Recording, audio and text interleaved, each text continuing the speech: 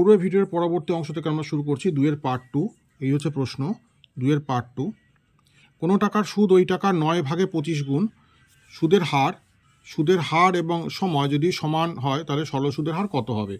তাই এখানে সমাধান করে দেওয়া আছে। ধরে নিচ্ছি আমরা মূলধন x টাকা, তাহলে সুদ হচ্ছে 9x/25 টাকা। এটা প্রশ্নেই দেওয়া আছে। এর মূলধনে 9 এর 25 অংশ হবে।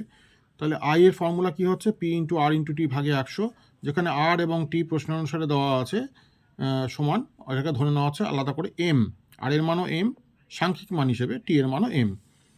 তাহলে I এর মান 9x/25 = P এর মান হচ্ছে x ইন্টু M, আর এর মান এখানে ধরা হয়েছে, এবং T এর মানও M /100। তা 25 দিয়ে 100-র সাথে কাটাকুটি করা হয়েছে 4, আর এক্সের সাথে এক্স কেটে দেওয়া হয়েছে। তাহলে যেটা বাদ বাকি পড়ে রইল সেটাকে বজ্রগুণ করা হচ্ছে। 9 × 4 = 36, আর এদিকে M × M মানে হচ্ছে M²। তাহলে M² = 36 মানে 6 স্কোয়ার। তাহলে M এর মান হলো 6, অর্থাৎ M এর মান এক ক্ষেত্রে যখন আমরা সময় হিসেবে ধার্য করব তখন 6 বছর, আর সুদের হার হিসেবে ধার্য করলে সেটা 6%।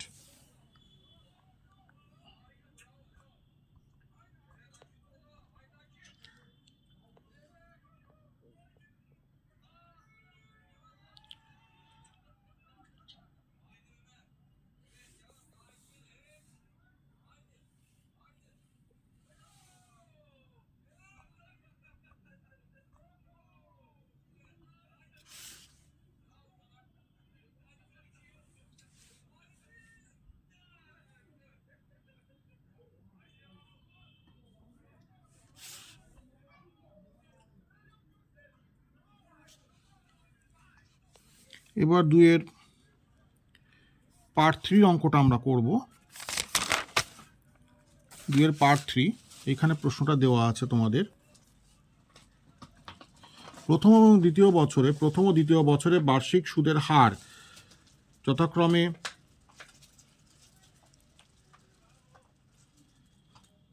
R1% এবং R2% হলে দ্বিতীয় বছরের শেষে P টাকার সমূল চক্রবৃদ্ধি মানে সুদ আসল, সেটা কত হবে? P × 1 + R1/100 × 1 + R2/100 টাকা।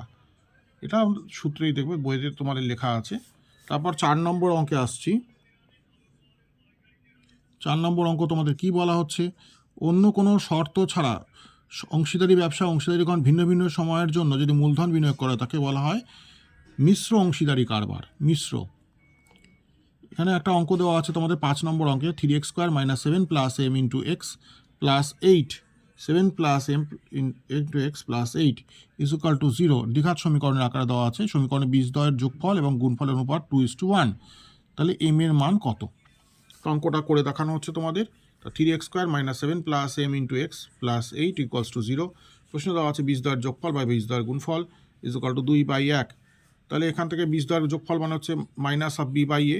সেই সূত্র অনুযায়ী a, b, c এই যে যথাক্রমে মানগুলো দেওয়া আছে, তাহলে মান বসানো হচ্ছে b/a মানে মাইনাস সাইন দিয়ে, 7 + m/3, আর এখানে c/a 8/3। হরের দুপক্ষের 3গুলোকে কেটে দেওয়া হলো। তাহলে 7 + m/8 = 2/1। বজ্রগুণ পদ্ধতির সাহায্যে আমরা লিখতে পারবো 7 + m = 8 × 2 = 16, অর্থাৎ m এর মান 16 - 7 = 9। তারপরের অঙ্ক 6 নম্বর অঙ্ক, বলা হচ্ছে একটা রাশিমালা দেওয়া আছে 4:5:6। তাদের ব্যস্ত অনুপাতটি কী হবে? তাদের ব্যস্ত অনুপাত হবে 1/4 = 1/5 = 1/6। তারপর 7 নম্বর অঙ্ক, x হচ্ছে n-তম বর্গমূল y এর সাথে সরল সমানুপাতি এবং তৃতীয় মূল z² এর সাথে সমানুপাতি। তাহলে এদের সাথে যদি মিশ্র সমানুপাতি সূত্র আমরা প্রয়োগ করি তাহলে হবে n-তম মূল y এর গুণ চিহ্ন তৃতীয় মূল z² এর সঙ্গে গুণফলের সমানুপাতি। IX মানে 9 নম্বর অঙ্কটা।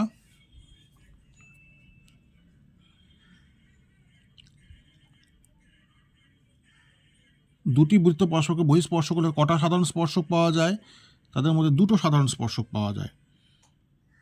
আর তারপর 10 নম্বর অঙ্কটা বলা হচ্ছে একটি সমকোণী ত্রিভুজের অতিভুজকে ব্যাস করে বৃত্তকর অঙ্কন করলে বৃত্তটি সমকৌণিক বিন্দু দিয়ে অতিক্রম করবে। সমকৌণিক বিন্দু মানে যেটা রাইট ভার্টেক্স বলে ইংরেজিতে। বৃত্ত চতুর্ভুজের বিপরীত কোণগুলি পরস্পর সম্পূরক। আর 12 নম্বর অঙ্ক, দুটি সদৃশ্য ত্রিভুজের পরিসীমা ত্রিভুজ দুটির অনুরূপ বাহুগুলির সঙ্গে সমানুপাতি, অনুরূপ বাহুগুলোর দৈর্ঘ্যের সাথে সমানুপাতি। 13 নম্বর অঙ্ক, একটি সমবাহু ত্রিভুজের প্রতিটি কোণের বৃত্তীয় মান, সমবাহু ত্রিভুজের প্রতিটি কোণের বৃত্তীয় মান। এটা 13 নম্বর অঙ্ক। 13 নম্বর অঙ্কের উত্তরটা আমি তোমাদের লিখে দেখাচ্ছি। সমবাহু ত্রিভুজ তাহলে 60 ডিগ্রি, তাহলে সেই হিসাবে হচ্ছে এটা পাই রেডিয়ান বাই 3, কিন্তু 60 গুণ পাই বাই 180, এটাকে দিয়ে 60 গুণ পাই বাই 180 কাটা করলে পাই বাই 3।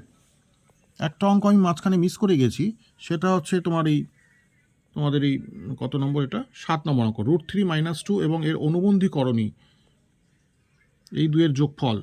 তা √3 - 2 এবং এর অনুবন্ধী করণী, এটা অঙ্কের নম্বরটা ছিল 7 নম্বর।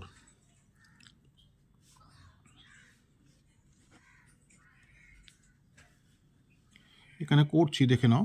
তা √3 - 2, এটা অরিজিনাল করণীটা তোমাদের দেওয়া রয়েছে। এর অনুবন্ধী করণীর মান কি হবে? -√3 - 2।